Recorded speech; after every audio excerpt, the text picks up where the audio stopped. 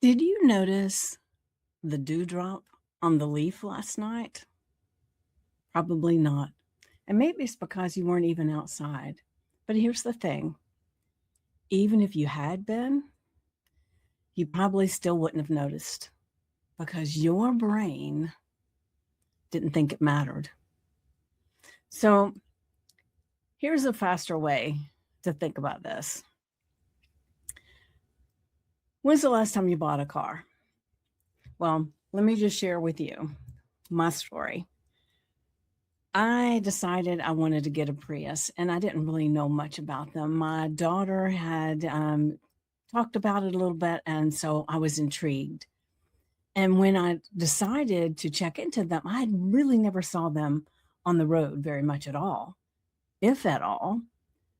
But once I bought that car and once I actually started looking for one, I saw them everywhere.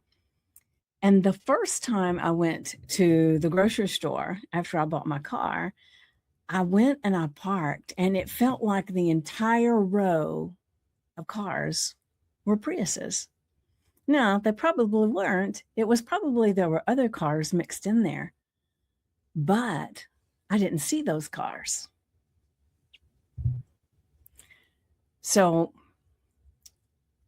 what is happening there? Well, you have a part of your brain called the reticular activating system, and its whole job is filtering every single second. You're surrounded by far more information all the time than you could ever consciously process. Now, I've heard a lot of different numbers thrown around for this, and I love Dr. Joe Dispenza, so I'm going to go with his. He says your brain takes in about 400 billion bits of information every single second. That's a lot. And here's the kicker. You're only consciously aware of about 2,000 of those. And I don't know that anyone agrees on the exact number. And honestly, that's not a big deal. But here's the thing. Whatever the real number is, the gap between what the actual number out there is and what you're consciously aware of is enormous. There's a great big gap in there, right? That part isn't up for debate. So think about it this way. If you walked outside right now and tried to actually take in everything, every leaf, every blade of grass, every sound, every car, every conversation, the sky, the streets, everything happening blocks away, your brain would overheat. It just can't do that.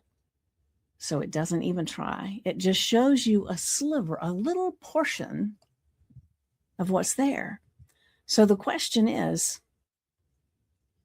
who's deciding what's in that sliver? It's 2,000 bits. What are your 2,000 bits made from? So I want you to picture two people in a car. They're both in the back seat of the same car. They're looking out the same window at the same scenery that's going by. Now, one of them sees life as something that's working out for them, always working out. And what do they notice? They notice the kids' toys scattered around the yard in a driveway. Brings them think, aw, there's a dog house. And they wonder what kind of dog lives there. There's half of a tree that's blooming, and the blooms are beautiful. Now, the other person in the car feels like nothing ever goes their way. Everybody's out to get them. Same window, same drive. And what do they notice? The dead leaves on that tree, even the roadkill. Maybe the siding of the house needs repair. The half of that same tree looks different to them. All they see is the dead part. Same view, two completely different worlds. And that's not coincidence. And it's not random. That's the filter built by what they already believe. And that's what decides what gets through. And Just a little side note, I always think this one's kind of interesting. That is part of why eyewitnesses to the same event can tell completely different stories. It's not that someone's lying. Of course, that can happen. But everyone, whoever is there and sees whatever happened, everyone's filtering through their own lens of the world. And everyone is standing in a slightly different spot to begin with. Different position, different angle, different story, even when it's the exact same moment. So let's go ahead and let's feel this happen right now. I want you to just notice your hands. Now, I don't know if it's your left hand that feels warmer than your right, or it's the right that feels warmer than your left, but just notice it. Just notice them there. Feel that sensation right now. So a few seconds ago, you weren't aware of that hand at all. It didn't disappear. You just weren't filtering it in. Now I want you to do the same thing with your breath. Go ahead. Just because I brought your breath to your attention, you notice it more. And it's been happening this whole time. You're breathing automatically without you. And the moment I asked you to focus on it, it became real to you in a way that it wasn't a moment ago. That's the filter, working in real time on command. So here's part of why this matters far beyond dewdrops and parked cars. I want you to imagine that you're wearing a pair of glasses, like I am right now, which I had to clean right before I got on here. And just think of the lenses are smudged with something almost like Vaseline. They're just glazed over. And everything you look at is a little distorted, a little harder to see clearly, right? If your lenses have been shaped by belief, and they have, then that is what skews your lens. If maybe if you believe things are not going well, or that you can't trust people, that you're always the one things happen to, you're going to keep filtering the world to match that lens. That Vaseline is right there. That's what it is.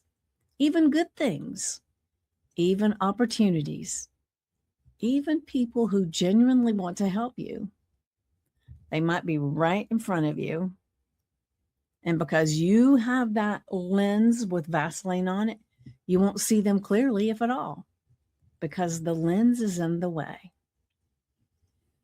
And that's what belief work actually is. It's cleaning the lens, not pretending that the dead leaves that the person saw earlier, that it doesn't exist, but making sure they're not the only thing you're capable of seeing. Do you see the difference? All right, so here's what I want you to do to experiment with this a little bit. Sometime today, and I don't know what time it is you're watching this, or maybe you could do it tomorrow, but I want you to decide that you're going to look and notice the color pink. Just that. And then as you go about your day, whether you're online, whether you're out in the world, I want you to watch how many things show up that are pink that you would have walked right past yesterday. Now, that's not magic. That's your filter doing exactly what we just talked about. Because all those pink things that you see now, they were always there. You just weren't looking for it. So if this kind of thing is useful to you, please subscribe to my channel, because this is exactly the kind of work I do here. And if you want it delivered straight to your inbox, the link to my newsletter is in the description, and I would welcome you to come in and get the weekly newsletter. All right. Have an amazing day, and life is delicious. Mwah.